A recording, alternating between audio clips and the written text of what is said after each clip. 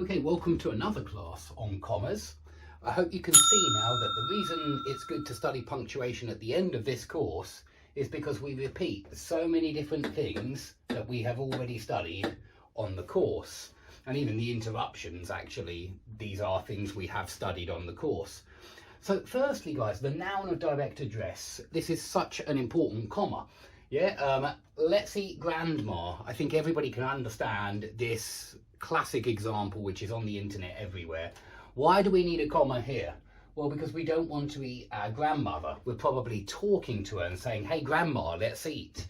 And so if you are talking to someone and you use their name, every single time you will see a comma. This is one of the strictest commas that editors obey. And what I mean is writers never miss it out. It's always there. It's not like, you know, the main clause, comma, fanboy's main clause. Sometimes writers miss that one. They very often do, in fact. And the same with sub, comma, main. Sometimes writers miss that one. They very often do. But they never miss commas for lists. And they never miss comma for the noun of direct address. Here is a sentence from 1984. You haven't a real appreciation of Newspeak, Winston. Yeah, and of course, Winston is who O'Brien is talking to. And to show that he's talking to someone, we put a comma before the name. Okay, now don't get confused and start putting commas before every name, because that will be totally incorrect. It's only when you are talking to the person and you use their name as a term of address.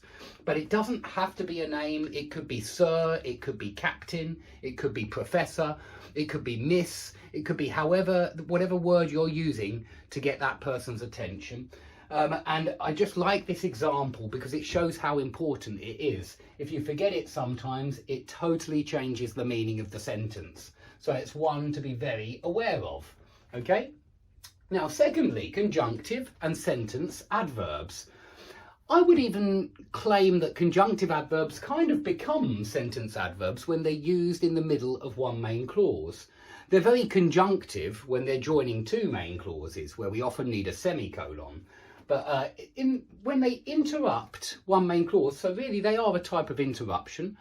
When they interrupt one main clause and you feel like it's a strong interruption, then you need commas. They aren't always commaed, the conjunctive adverbs especially. They're not always, but they're often in a position where there's a strong interruption. But if you feel the interruption is weak, you don't have to use the commas. Here are some examples. Is it not crystal clear, then, comrades, that all the evils of this life of ours spring from the tyranny of human beings? Now, I hope you can see here that this is the conjunctive adverb. Yeah, this one here, it's a conjunctive adverb, and it's interrupting. Is it not crystal clear that? Yeah, it's interrupting. It's the first interruption. But then comrades is the noun of direct address. He's calling them comrades. So comrades needs a comma as well. This is conjunctive adverb, noun of direct address. Okay, this is from Animal Farm, of course. And notice you've got two interruptions there between the is it not crystal clear that. Okay, so you can have two interruptions. You can have three or four, certainly. Okay, let's keep going. Here's another example. The war, therefore, if we judge it by the standards of previous wars, is merely an imposture. Now, of course, therefore is the conjunctive adverb, and you can feel that that's a very strong interruption.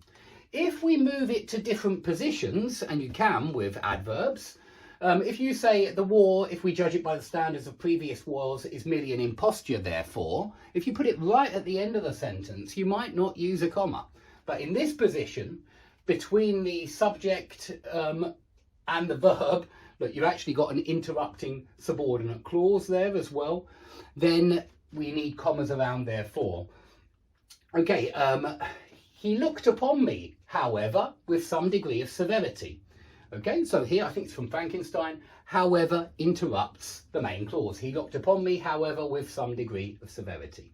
Yeah, but some commas, some writers might miss that if they feel like it's a weak interruption. Some writers, yeah, might miss that if it's a weak interruption. Okay, appositives we've certainly done a few times. Was I then? I hope you know what that is now. That's a sentence adverb that's interrupting, or a conjunctive adverb that's interrupting. There's not a firm border between conjunctive adverbs and sentence adverbs. They're both kind of comments from the narrator. And for that reason, I kind of lump them together. I hope you don't mind. But was I then a monster, a blot upon the earth, from which all men fled and whom all men disowned? Really like Mary Shelley's way of making sentences. She could create some great sentences. So you've got a sentence adverb or conjunctive adverb, then a monster.